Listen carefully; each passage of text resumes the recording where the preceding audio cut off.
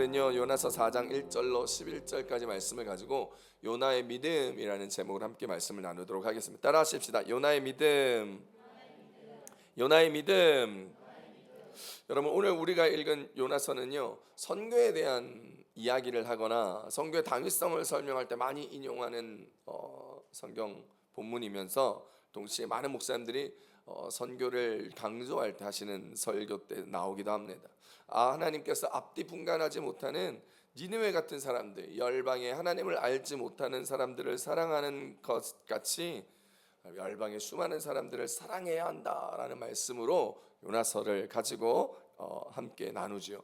요나서를 오늘 살펴보니까 요나는 자신에게 임한 하나님의 말씀을 듣고도 그 사역을 하기 싫어서 하나님으로부터 멀리 도망쳤습니다. 우리는 하나님의 말씀에 순종하기 싫을 때가 참 많죠. 하나님의 말씀에 순종하기 싫어서 도망가거나 혹은 교회를 안 나오거나 혹은 어떻게 침묵하고 있지는 않은지 한번 생각해 보아야 합니다. 목사님들 중에 신학교에 가보면 자기 간증을 하는 시간들이 있습니다. 오리엔테이션이나 혹은 교제할 때 보면 목사님들이나 선교사님들께서 하나님의 말씀을 목회자로서 선교사로서의 부르심을 피하기 위해서 도망가기 위해서 이리저리 갔다가 어려움 끝에 하나님의 뜻 가운데 순종하고 굴복하여 목회자가 되었다는 간증을 제가 참 많이 들었습니다.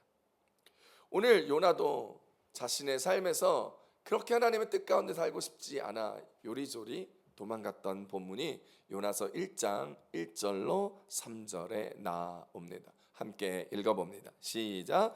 여호와의 말씀이 아미떼의 아들 요나에게 임하니라. 이르시되 너는 일어나 저 큰 성읍 니느웨로 가서 그것을 향하여 외치라. 그 악독이 내 앞에 상달되었음이라 하시니라. 그러나 요나가 여호와의 얼굴을 피하려고 일어나 다시스로 도망하려 하여 욥바로 내려갔더니 마침 다시스로 가는 배를 만난지라. 여호와의 얼굴을 피하여 그들과 함께 다시스로 가려고 뱃삭스를 주고 배에 올랐더라. 아멘. 스페인에 사는 우리는 이 요나서를 좀 특별하게 봅니다. 왜냐하면 여기 나오는 다시스가 스페인의 땅이기 때문이죠. 당시 땅끝마을이라 생각했던 스페인의 다시스는 하나님의 눈을 피하여 도망갈 수 있는 땅끝이었다 생각하고 있었습니다. 그리고 그 세계관이 사도 바울에게까지 연결되어 사도 바울이 헬라어권 사역을 마치고 이제 라틴어권 사역을 시작하면서 이제 3차 선교행을 마친 후에 로마로 가서 그리고 서바나로 선교하고 싶다. 로마 교회야, 너희 교회가 서바나로 가는데 나를 후원하고 도와주지 않겠니? 라고 쓴 성경책이 바로 로마서입니다. 왜 요나가 하나님의 명령을 거부하고 스페인 다시스로 도망치려고 했을까요? 그 이유는요, 니느웨에 하나님의 말씀을 선포하기가 싫었기 때문입니다. 니느웨 악독이 하나님 앞에 상달되어 하나님이 이제 심판하기 직전인데 그런 그에게 하나님의 말씀을 선포하라라는 하나님의 명령을 요나는 듣기 싫었습니다. 왜냐하면 니느웨는 아수르의 수도였습니다. 아수르는 오랫동안 이스라엘 백성을 괴롭혔고 결국 북이스라엘을 멸망시켰던 나라입니다. 지금으로 말하면 니느웨가 이라크의 모술 지역의 한 부분이라 여전히 기독교와 이슬람의 컨플릭트의 중심에 서 있는 국가이기도 합니다. 당시 니느웨 사람들을 기록한 성경을 보면 그들은 매우 잔인한 것으로 기록되어져 있습니다. 그들은 약소 국가들을 점령하고 강탈하며 무자비하게 죽였고 자기 민족끼리도 서로 피 흘림이 넘쳐났다고 나훔 선지자가 니느웨에 대하여 아수르에 대하여 성경에 기록하고 있습니다. 나훔서를 함께 읽어봅니다. 시작. 나훔 3장 1절입니다. 시작. 화 있을진저 피의 성이여 그 안에는 거짓이 가득하고 포악이 가득하며 탈취가 떠나지 아니하는도다. 아멘. 나훔 선지자가 나중에 하나님의 심판을 예언하면서 니느웨들이 피의 성이라고 거짓과 악독이 가득하며 탈취가 떠나지 않아 많은 이들을 죽이고 원성을 샀었던 고대근동의 아주 사악한 민족 중에 한 민족이 이었습니다. 하나님은 이런 니느웨 백성의 죄악이 가득 찼음에도 불구하고 하나님께서는 그들에게 기회를 주고 만일 그들이 기회를 잡고 회개한다면 그들을 심판하지 않고 살려주시고자 하는 하나님의 생각, 그리고 하나님의 그 방법이 요나는 자신의 생각과 자신의 입장에서는 도저히 동의가 되지 않아서 하나님의 명령에 불순종하고 도망갔던 것입니다. 그런 요나를 하나님께서 붙잡아서 스페인 다시스로 가는 그 가는 배를 풍랑을 만나게 하시고, 그리고 그를 바다에 던지게 하시며 그가 빠져 죽지 아니하고 그를 먹을 큰 물고기, 지금으로 치면 고래를 예비하셔서 그 큰 물고기의 뱃속에 들어가게 하시고, 그곳에서 주님은 요나를 잠잠히 만나 주십니다. 요나서 1장 17절입니다. 시작. 여호와께서 이미 큰 물고기를 예비하사 요나를 삼키게 하셨으므로 요나가 밤낮 3일을 물고기 뱃속에 있으니라. 아멘. 요나가 물고기 뱃속에 밤낮 3일을 있었던 것은 예수님께서 죽으시고 부활하시기 전에 3일 동안 죽음 가운데 있었던 것을 예표하는 본문이라 합니다. 물고기 뱃속에서 그는 하나님을 만났습니다. 그리고 하나님 앞에 그의 모습을 회개하고, 요나는 하나님 앞에 이제 자신이 하나님의 뜻과 구원 가운데 있음을 고백합니다. 그러자 하나님의 말씀이 이제 요나에게 두 번째로 임합니다. 물고기가 그를 뱉어내고, 그리고 그가 이제 다시 서며 하나님 앞에 사흘 길을 가야 할 니느웨의 길을 단 하루만 가면서도 소극적으로라도 하나님의 말씀을 선포하였습니다. 요나서 3장 2절로 4절입니다. 시작. 일어나 저 큰 성읍 니느웨로 가서 내가 내게 명령한 바를 그들에게 선포하라 하신지라.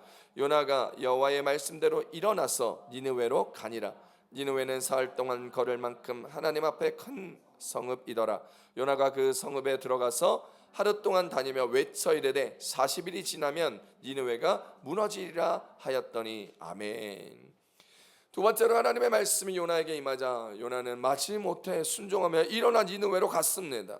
하루 동안 다니며 외쳐 이르며 40일이 지나면 너희들 망한다 라고 이야기하였습니다. 그러자 하나님의 생각대로, 하나님이 마치 짰던 시나리오처럼 놀랍게도 니느웨 백성, 그 악독한 민족이었던 니느웨 사람들은 하나님의 긍휼과 자비에 기다려 회개하였습니다. 요나서 3장 9절 그들의 고백입니다. 시작. 하나님이 뜻을 돌이키시고 그 진노를 그치사 우리가 멸망하지 않게 하시리라. 그렇지 않을 줄을 누가 알겠느냐 한지라. 아멘. 니느웨 백성들도 그들이 망한다라는 이야기를 듣자 왕과 백성들이 하나님께서 돌이키사 우리가 멸망하지 않을 줄을 어떻게 알겠느냐, 그러니 우리가 돌이키자라고 이야기하며 왕부터 백성까지 동물까지도 그들이 다 죄를 엎고 회개하였습니다. 그랬더니 정말 니느웨 사람들의 기도대로 하나님은 그의 뜻을 돌이켜 그들에게 재앙을 내리지 않으셨습니다. 요나가 처음부터 예상했던 하나님의 이런 마음, 하나님이 이러실 거잖아요 라고 예상했던 것을 한치도 어긋나지 아니하고 니느웨는 회개하였고 하나님은 용서하셨고 재앙은 내리지 않았던 것입니다. 여기까지라면 요나서는 아마 해피엔딩으로 끝났을 것입니다. 하나님의 본심이 무엇인지 성경은 잘 기록하였고 그 하나님의 본심에 대해서 얘기했을 테니까요. 예레미야 애가 3장 33절입니다. 시작.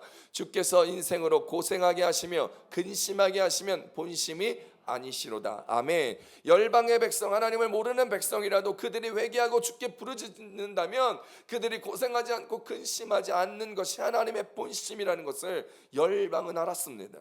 그리고 그들은 그 본심에 기대었습니다. 그리고 그들은 회개하였고 용서받았습니다.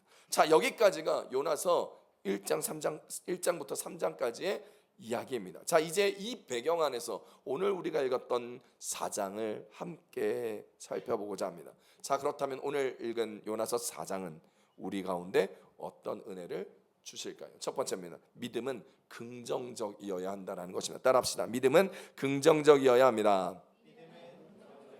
요나서 4장 2절 말씀 함께 읽어봅니다. 시작. 여호와께 기도하여 이르되 여호와여 내가 고국에 있을 때 이러하겠다고 말씀하지 아니하였나이까? 그러므로 내가 빨리 다시스로 도망하였사오니 주께서 은혜로우시며 자비로우시며 노하기를 더디하시며 인애가 크시사 뜻을 돌이켜 재앙을 내리지 아니하시는 하나님이신 줄을 내가 알았음이니이다 라고 얘기합니다.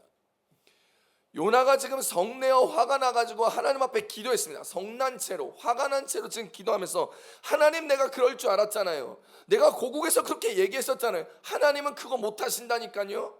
하나님 사랑 많으시고 노하기를 더디하시며 은혜로우시며 자비로우시기 때문에 뜻을 돌이켜 재앙을 내리하지 않을 건 내가 알았잖아요. 그런데 왜 나를 헛수고 시키십니까? 왜 나를 하지 않겠다 얘기한 걸 끝까지 멱살 잡고 와서 나를 이렇게 곤란하게 만들고 힘들게 하십니까? 라는 이야기입니다. 앞에서 보았던 요나서 1장 3절 1장부터 3장까지의 내용처럼 니느웨가 회개하자 사랑 많고 자비로우시고 은혜가 많으신 하나님은 그들을 용서하셨습니다. 심판하지 아니하셨습니다. 거기까지 끝났다면 딱 좋은 교훈이었을 겁니다. 그런데 오늘 4장은 반전을 일으키며 당황스러운 사건이 일어남을 우리는 봅니다. 바로 요나와 하나님의 다툼입니다. 하나님과 요나의 의견이 대립됨을 보여줍니다. 그리고 요나의 신경질적인 반응까지 보여줍니다. 요나는 니느웨의 큰 회심을 보고 하나님이 심판하지 않으신 것, 그리고 그분의 사랑과 자비와 긍휼로 그들을 품으시고 용서하시는 것을 보며 당연히 가져야 할 심히 기뻐하였다라는 마음이 아니라 그는 매우 싫어하였고 성내었다라고 성경은 이야기합니다. 요나서 4장 1절입니다. 시작. 요나가 매우 싫어하고 성내며. 아멘.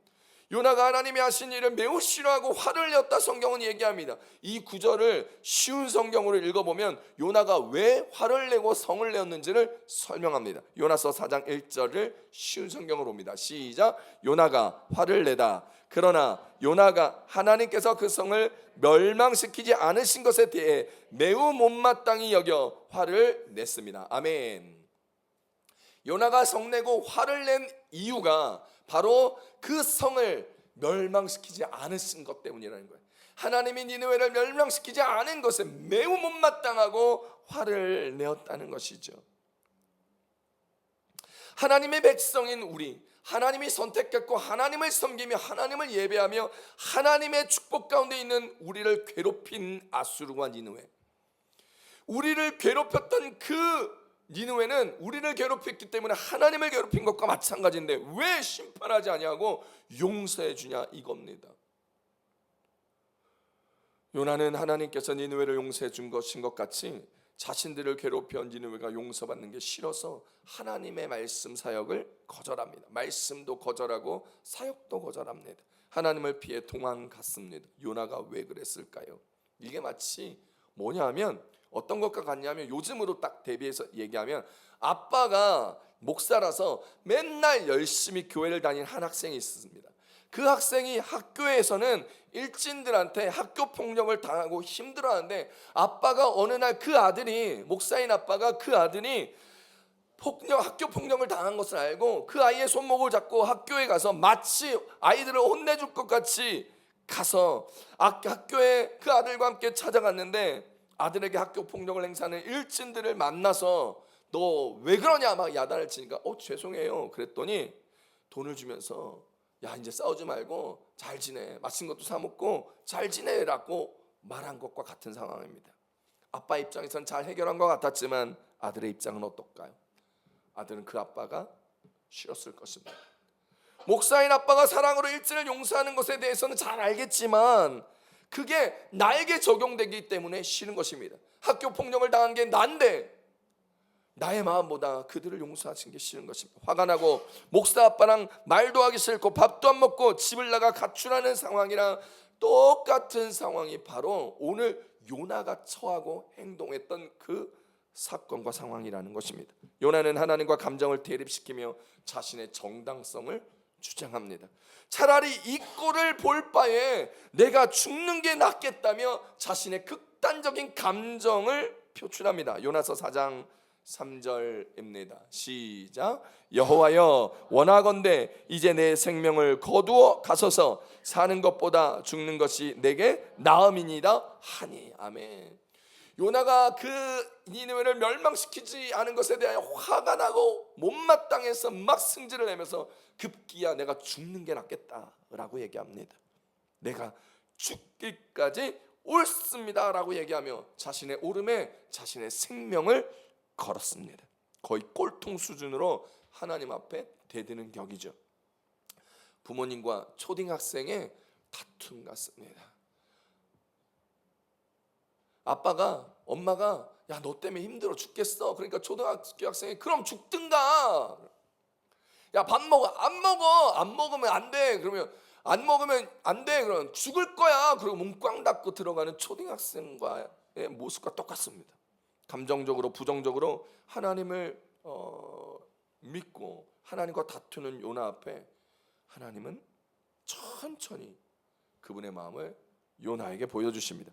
하나님은 한 사람, 한 도시, 한 민족, 열방을 사랑하는 그분의 마음을 드러내며 요나의 상처받은 마음을 위로하고 설득하려 하십니다. 그러면서 하나님은 요나의 믿음을 보고 계십니다. 믿음이란 단지 옳고 그름을 분별하는 의지나 신념이 아니라 하나님의 마음을 알아가고 그분의 마음과 뜻에 순종하여 하나님 나라와 열방을 향하여 나아가는 생명의 방향성이 바로 믿음입니다. 믿음은 내가 옳고 그렇습니다, 옳습니다, 의롭습니다 라고 나타내는 것이 아닙니다. 또한 그 믿음을 드러내기 위하여 부정과 비난의 메시지로 그 믿음을 증명해내는 것이 아니라는 것입니다. 요나는 하나님의 사랑과 자비와 노하기를 더디하심으로 인하여 자기가 원치 않았던 결과가 나온 것에 대하여 화가 났습니다. 요나는 하나님은 의로우시니 죄악된 니느웨를 심판하는 것이 옳은 일이고 그것을 내가 보는 것이 선지자로서 믿음의 길이라고 생각했습니다. 그런데 요나의 그 믿음은 긍정이 아니라 부정적인 것이었습니다. 여러분, 이렇게 생각한 사람이 한 명 있었습니다. 누굽니까? 바로 예수님의 12제자 중에 하나였던 가룟 유다였습니다. 가룟 유다는 예수님이 자기가 옳다고 여기는 대로 행하지 아니하고 이것이 맞습니다라고 이야기하였음에도 불구하고 하나님의 그 뜻 가운데 순종하며 예수님이 십자가를 지려하자 예수님을 은30에 팔아버렸고 그게 옳았다 믿었습니다. 그러나 결국 그 죄책감에 인하여 목을 메고 자살하고 말았죠. 믿음이 부정적인 방향으로 흘러갔기 때문입니다. 요나는 하나님이 어떤 분인지 지식적으로는 정확히 알았습니다. 선지자로 부름받았기 때문이죠. 그런데 그 지식이 하나님을 향한 찬양과 경외로 흐르는 것이 아니라 분노로 흐릅니다. 왜냐하면 요나는 하나님의 사랑과 자비와 긍휼이 내 편에 있어야지 다른 사람 편, 네 편에 있기를 원하지 않았습니다. 내 편과 네 편을 나누면서 나를 넘어 그 사랑과 자비와 긍휼이 내 편이 아닌 다른 편에게, 이방인에게 확장되는 것을 원치 않았습니다. 우리 편이 아닌 다른 편에 잘 되는 꼴을 보기 싫었습니다.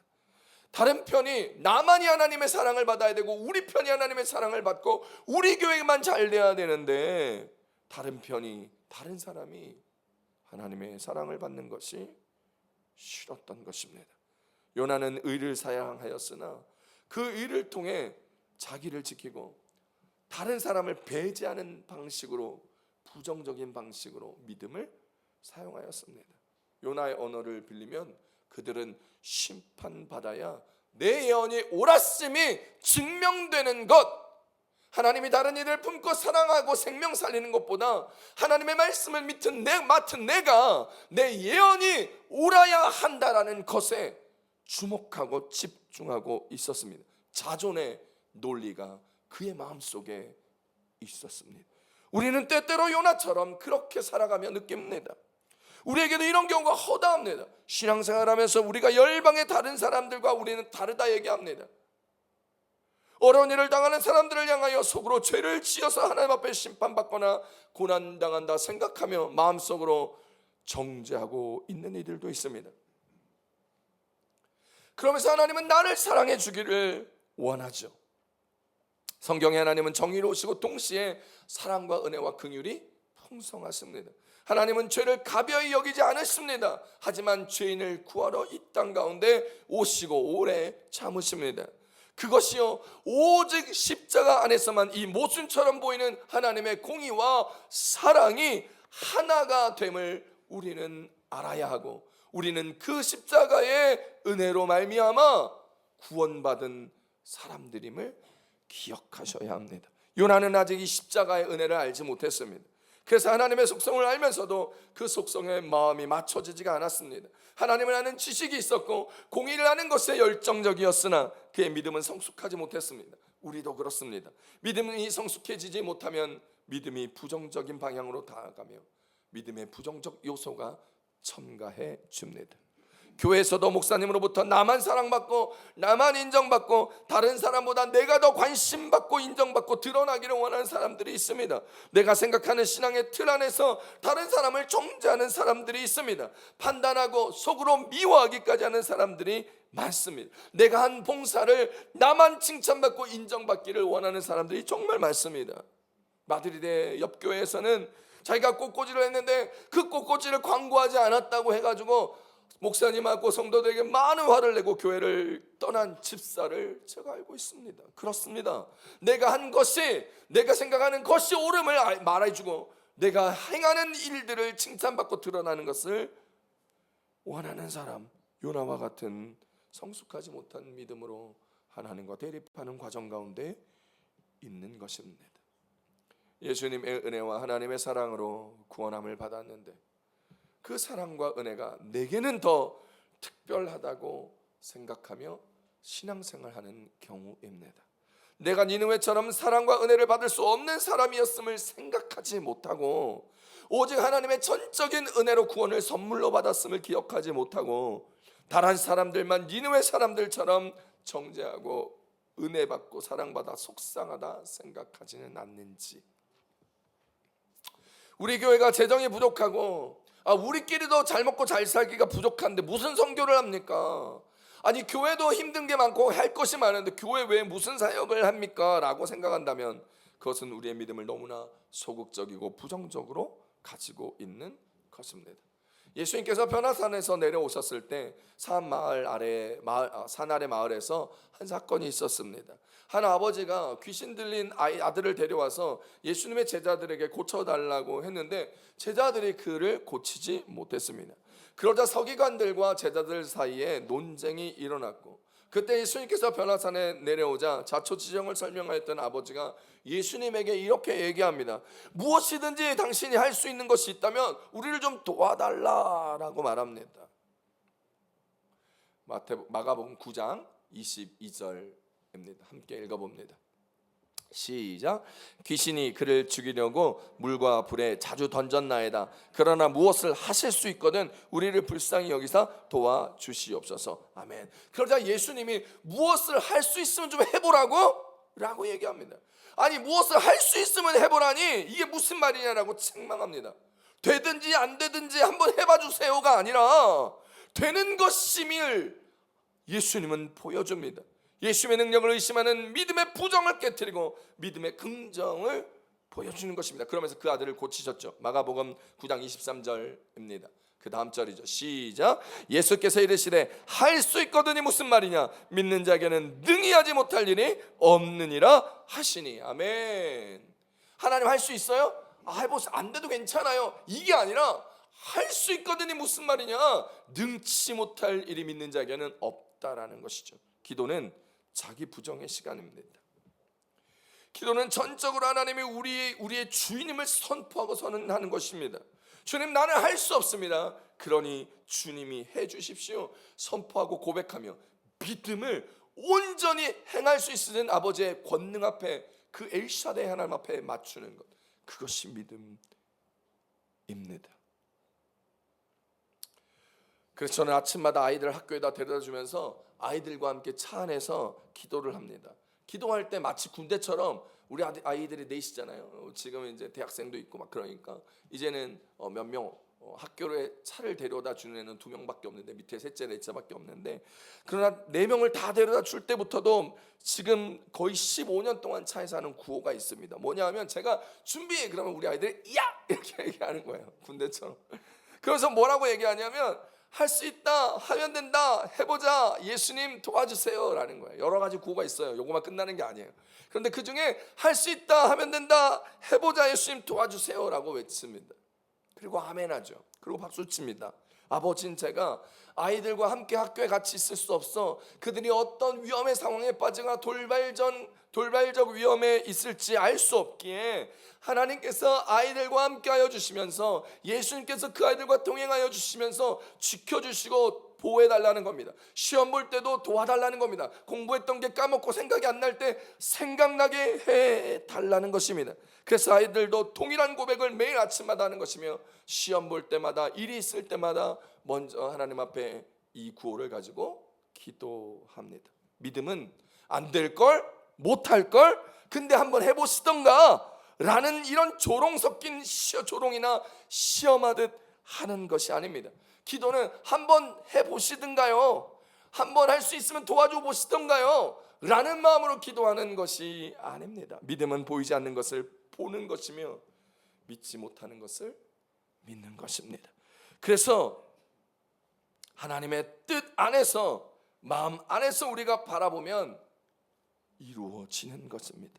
우리의 눈에 보이는 것이 되는 것, 이것이 믿음입니다. 히브리서 11장 1절입니다. 시작. 믿음은 바라는 것들의 실상이요 보이지 않는 것들의 증거니. 아멘. 그렇게 긍정적 믿음으로 하는 기도가 응답되는 것입니다.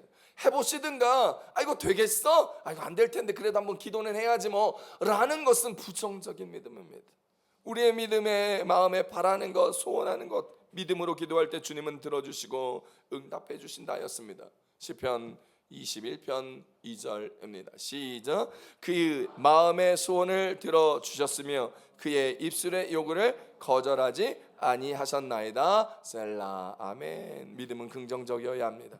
다른 사람을 내 밑에 깔아놓고 내가 돋보이게 하는 것은 믿음이 아닙니다. 나 혼자 복받고 우리 교회만 잘 되는 것은 믿음이 아닙니다. 믿음은 하나님의 마음을 아는 것입니다. 하나님의 마음을 알고 우리 마음을 그 마음으로 품을 때 믿음은 긍정적으로 사랑하게 되고 나눠주게 되고 구워주게 되고 베풀어주게 되는 것입니다. 사랑하는 성도 여러분, 믿음이 긍정적으로 되려면 가장 먼저 하나님 중심으로 우리의 삶을 해석해야 합니다. 내 상황이 내 뜻과 다르게 흘러갈 때 믿음은 왜 이렇게 되지? 무슨 일이야? 아니 무슨 일이에요? 라고 원망하거나 생각하는 것 대신에 하나님 지금 무엇을 하시고 계십니까? 하나님이 원하시는 것은 무엇이며 아버지의 뜻은 무엇입니까? 라고 하나님 중심으로 해석하는 것이 믿음입니다. 믿음이 있는 그리스도인이지만 하나님 왜 이런 일이 있었어요? 하나님 왜 나한테 이런 일이 있었어요? 이건 믿음의 부정적인 것입니다. 하나님의 뜻을 우리의 삶에서 하나님 중심의 해석을 이루어 가야 합니다. 니느웨 회개는 요나의 실패가 아니라 하나님의 승리였습니다. 우리는 이런 것을 우리의 실패라고 얘기합니다. 그러나 그것은 하나님이 우리에게 일하는 것입니다.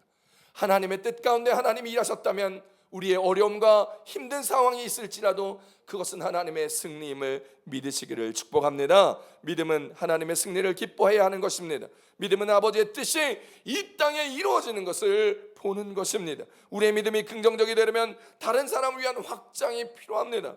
복음의 긍정은요, 우리만 잘된 것을 기뻐하는 것이 아니라 그들도 함께 살아나는 것을 기뻐하는 것입니다. 복음은 함께 북돋아가는 거예요. 나만 잘되고 나만 북돋는 게 아니라 함께라는 것이죠. 그 함께를 알지 못하면 원수 같은 니느웨를 정죄받고 심판받기를 원했던 요나와 같이 자신의 생명을 걸고 하나님을 대적하는 것과 같은 마음입니다. 그러므로 우리는 이 믿음의 긍정을 위하여 계속해서 순종하여야 합니다. 믿음의 긍정은 바로 순종의 지속성입니다. 감정은 오르락내리락 하지만 믿음은 순종의 방향성을 계속하여 지켜냅니다. 요나가 니느웨에 가긴 했지만 마음은 여전히 미련과 분노와 못마땅한 것에 머물러 있었습니다. 성숙한 믿음은 그런 것이 아니라 가서 선포하는 일뿐만 아니라 하나님이 기뻐하시는 결과에 내 마음도 함께 하여 함께 기뻐하는 것까지 나아가야 합니다. 사랑하는 성도 여러분, 믿음의 긍정성이 있는 우리가 하나님의 일 앞에 함께 기뻐할 수 있기를 축원합니다. 내 뜻대로 내 마음대로 내가 원하는 대로 되지 않을지라도 하나님 왜 내게 이 은혜를 주십니까? 하나님이 이 일을 하시는 뜻은, 하나님이 원하시는 것은 무엇입니까? 고백하며 내 삶에 하나님의 뜻이 이루어지며 우리 교회의 아버지의 뜻이 충만할 수 있기를 우리 예수님의 이름으로 축원합니다. 축원합니다. 두 번째 오늘 말씀 주신 은혜는 믿음은 나만이 아니라 하나님의 나라를 향해야 한다는 것입니다. 따라합시다. 믿음은 나만이 아니라 하나님의 나라를 향해야 합니다. 요나서 4장 10절로 11절 한번 읽어봅니다. 시작. 여호와께서 이르시되 내가 수고도 아니하였고 하룻밤에 말라버린 이 박넝쿨을 아꼈거든. 하물며 이 큰 성읍 니느웨에는 좌우를 분별하지 못하는 자가 12만 명이요 가축도 많이 있나니 내가 어찌 아끼지 아니하겠느냐 하시니라. 아멘. 하나님은요 자기 뜻을 꺾지 않고 자기가 옳다고 여기는 이 요나를 가르치십니다. 하나님의 마음으로 가르치십니다. 여전히 자기 감정이 우선이며 울그락불그락 하는 요나를 하나님께서 만지십니다. 뜨거운 동풍과 뜨거운 해 아래서 하나님은 박넝쿨 하나를 준비하셨습니다. 그리고 그 박넝쿨을 통하여 요나에게 그늘을 주시고 다시 벌레를 준비하여 그 박넝쿨이 시들어지게 합니다.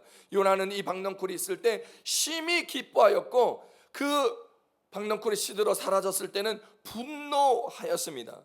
요나서 4장 6절로 8절 함께 읽어봅니다. 시작. 하나님 여호와께서 박넝쿨을 예비하사 요나를 가리게 하셨으니 이는 그의 머리를 위하여 그늘이 지게 하며 그의 괴로움을 면하게 하려 하심이었더라. 요나가 박넝쿨로 말미암아 크게 기뻐하였더니 하나님이 벌레를 예비하사 이튿날 새벽에 그 박넝쿨을 갉아먹게 하심에 시드니라. 해가 뜰 때 하나님이 뜨거운 동풍을 예비하셨고 해는 요나의 머리에 쪼임에 요나가 혼미하여 스스로 죽기를 구하여 이르되 사는 것보다 죽는 것이 내게 나으니라 하니라. 아멘. 하나님이 묻습니다. 요나에게. 요나야, 네가 박넝쿨 때문에 성내는 것이 옳으냐라고 결정적인 질문하시죠. 그러니까 뭐라고 얘기합니까? 네, 그렇습니다. 내가 성내어 죽기까지라도 옳습니다 라고 막 여전히 울그락불그락하고 한 걸음도 뒤로 물러섬이 없었습니다. 그때 하나님은 다시 말씀하시죠. 하물며 네가 이 박넝쿨 하나까지도 아끼는데 하물며 내가 좌우를 분별하지 못하는 12만 명이요 가축도 많은 이 큰 성읍 니느웨를 아끼는 것이 당연한 것 않겠느냐라고 물어봅니다. 하나님은 요나의 감정에 다가서십니다. 박넝쿨은 요나가 수고하여 얻은 것이 아니었습니다. 하룻밤 사이에 났다가 하룻밤 사이에 말라버린 것입니다. 그런데 요나는 자신에게 잠시의 유익을 주었던 그 박넝쿨의 그늘에는 마음을 쏟아 막 기뻐하면서도 영원한 생명을 얻을 수 있는 하나님의 비전과 나라 앞에는 그의 마음을 닫아버렸습니다. 자식의 유익인 박넝쿨에는 크게 기뻐하면서도 하나님의 기쁨인 하나님 나라의 확장에 대해서는 철저히 외면하였던 것입니다. 요나의 마음은 자신의 즐거움에는 일희일비하였지만 하나님의 열방을 향한 구원을 베푸시는 하나님 나라의 확장에는 관심이 없었습니다. 자신의 즐거움에는 그렇게 민감하며 열심이었던 요나는 하나님 나라의 확장에는 사흘길을 귀찮아서 하루길밖에 가지 않았고 그 모습에 자신의 유익이 결부되자 그런 것을 싫어하고 성내고 화를 내고 차라리 죽겠다 서슴없이 하나님을 협박하고 있습니다. 우리의 감정도 요나처럼 쉽게 편향되기 일쑤입니다. 나에게 유익이 되는 것, 내 편안함을 돕는 시스템에는 빠르게 감사하고 좋아하고 즐거움을 느끼지만 영혼을 향하는 하나님의 애통에는 둔감할 때가 참 많습니다. 하나님의 박넝쿨 사건을 통해서 하나님은 우리의 감정을 새롭게 교정하시기를 원하십니다. 동시에 우리의 믿음의 방향성을 우리에게 나가 아니라 너의 유익이 아니라 하나님 나라의 기쁨에 맞추라 이야기하고 계십니다. 요나서는 우리 교회가 어디를 바라봐야 하는지 분명히 말해줍니다. 저와 여러분이 함께 어떻게 가야 할지를 말해줍니다. 예수 그리스도를 믿고 영원한 생명을 누리는 우리가 어디를 바라보며 믿음의 긍정의 생활을 해야 하는지를 분명하게 얘기합니다. 하나님은 우리만이 아니라 하나님의 나라를, 그리고 열방을, 민족을, 그리고 다음 세대에 아직 복음을 모르는 사람들을 향하여 그들에게 사랑을 전하시기를 원하십니다. 그러므로 우리의 믿음은, 특히 마드리 순복음교회 성도들의 믿음은 특별히 다음 세대와 열방을 향한 믿음이어야 한다는 것입니다. 하나님은 오늘도 우리에게 물으십니다. 네가 성내는 것이 좋으냐? 네가 아끼는 그런 너의 유익과 편리성만 아끼며 하나님의 나라, 하나님이 아끼는 것에는 관심이 없느냐? 라고 말입니다. 하나님이 아끼시는 도시와 민족은 우리 교회에서는 다음 세대와 열방입니다. 사랑하는 성도 여러분, 여러분은 다음 세대와 열방을 하나님의 마음으로 사랑하십니까? 그리고 그들을 바라보고 계십니까? 사랑하는 성도 여러분, 믿음의 긍정은, 복음의 긍정은 이런 것입니다. 하나님, 당신의 길이 옳습니다. 당신의 사랑이 내 정의보다 큽니다. 당신의 자비와 긍휼과 사랑이 나만이 아니라 다음 세대와 열방에 필요합니다라는 고백을 하는 것이 믿음의 방향성이요 고백이 되어야 됩니다. 우리의 예배에서 이런 마음이 선포되기를 우리 주 예수님의 이름으로 축복합니다. 우리의 예배 가운데, 말씀 가운데 드러나는 하나님의 마음을 깨닫고 배우고 함께 하나님의 나라의 방향성을 맞춰가며 예배해야 합니다. 그 방향성으로 찬양하고 그 방향성으로 기도하며 그 방향성으로 여러분의 봉사와 사역이 맞추어질 수 있기를 바랍니다. 예배가 끝나면 우리의 시선이 나의 편안함과 나의 좋음과 나의 유익의 박넝쿨에 머무르지 아니하고 우리의 주변을 돌아보아 열방과 다음 세대를 위하여 관심을 가지고 이야기하고 기도해주고 격려해주고 선교적 간증이 있는 삶으로 살아가셔야 합니다. 오후 예배에도 나오셔서요, 오후 예배 제자 훈련도 열심히 하시기를 바랍니다. 요나는 하나님을 아는 지식이 있었지만 그의 성품이 준비되지 못했습니다. 제자 훈련은 지식적 축적이 아니라, 그것만이 아니라 감정의 축적도, 하나님의 방법을 이해하고 하나님을 깨달아가는 훈련입니다. 분노를 다스리는 훈련, 다른 사람을 공감하는 훈련, 하나님의 질문 앞에 머무르며 하나님의 방향성을 맞춰가는 인생의 방향성을 설계하는 과정입니다. 그런 것이 필요합니다. 그래야 우리는 우리가 서 있는 곳에서 하나님 예수님의 제자로, 하나님의 선교사로 살아갈 수 있습니다. 이곳에 머무르지 마십시오. 우리끼리 머무르지 마십시오. 그래서 외국인 성도님들과도 교제하시고 내 주변의 사람들에게 복음을 전하며 우리 교회 다음 세대, 우리 주변의 다음 세대 아이들에게 사랑과 관심을 전하시며 여러분의 방법으로, 여러분만이 할 수 있는 마음으로 여러분에게 주셨던 하나님의 은혜와 그 사랑과 그 마음과 그 긍휼로 섬기며 사역하며 우리 교회의 믿음이 하나님 나라의 방향성으로 맞춰지기를 축복합니다. 사랑하는 성도 여러분, 우리가 성내는 것이 옳은지를 하나님께 물어보며 그 질문 앞에 우리가 박넝쿨을 내려놓으며, 우리의 박넝쿨을 내려놓으며 하나님의 나라를 바라보는 방향성으로 다음 세대와 열방을 향하여 함께 기도하며, 이제 11월 1월 1일부터 시작되는 2025년 다니엘 기도회, 가능하면 꼭 함께 기도회로 섬겨가며 복음의 놀라운 은혜와 결과를 우리 공동체가 함께 바라보며 하나님이 일하시는 기쁨이 넘치는 우리 순복음교회가 되기를 바랍니다. 우리가 서 있는 이곳 열방의 땅끝인 이 스페인 땅에서 우리만이 아닌 다른 사람들과도 연결되고 연대하여서 우리 교회가, 모든 세대가, 그리고 한국 사람들뿐만이 아니라 이 스페인의 다른 사람들까지도 연결과 연대를 통하여 하나님 나라를 함께 이룰 수 있는 믿음의 긍정을 가진 마리 순복음교회 모든 성도들이 다 되시기를 우리 주 예수님의 이름으로 축복합니다. 축복합니다. 아멘. 우리 다 같이 일어나셔서 함께 찬양하고 기도했으면 좋겠습니다.